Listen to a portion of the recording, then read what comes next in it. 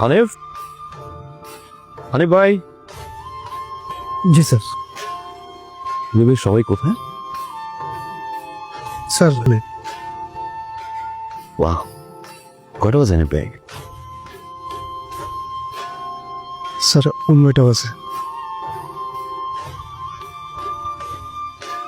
কেন আসেনি এখনো? বলেন। স্যার ওরা তো আসলে সবসময় লেট করে আসে, কেউ 10টা, কেউ 11টা, কেউ 12টা।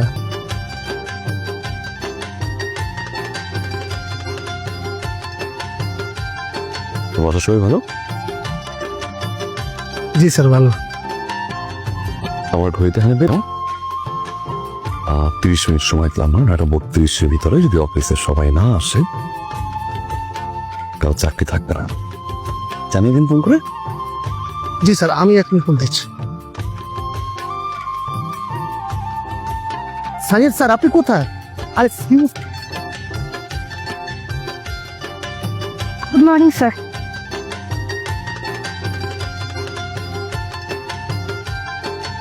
মর্নিং আস। Good morning.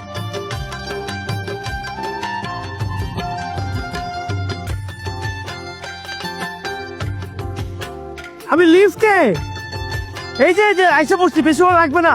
Wait wait wait.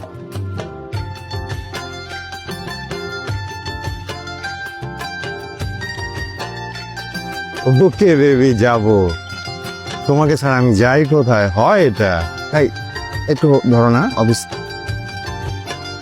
Hello, sir আপনি কোথায়? আরে সিউ স্যার চলে আসছে অফিসে, আপনি তাড়াতাড়ি আসেন।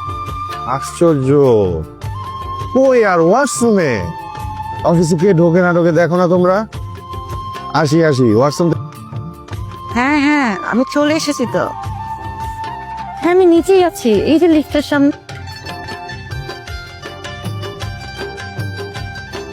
এক্সকিউজ মি সানিয়াল সাহেব, কি করছেন বলেন?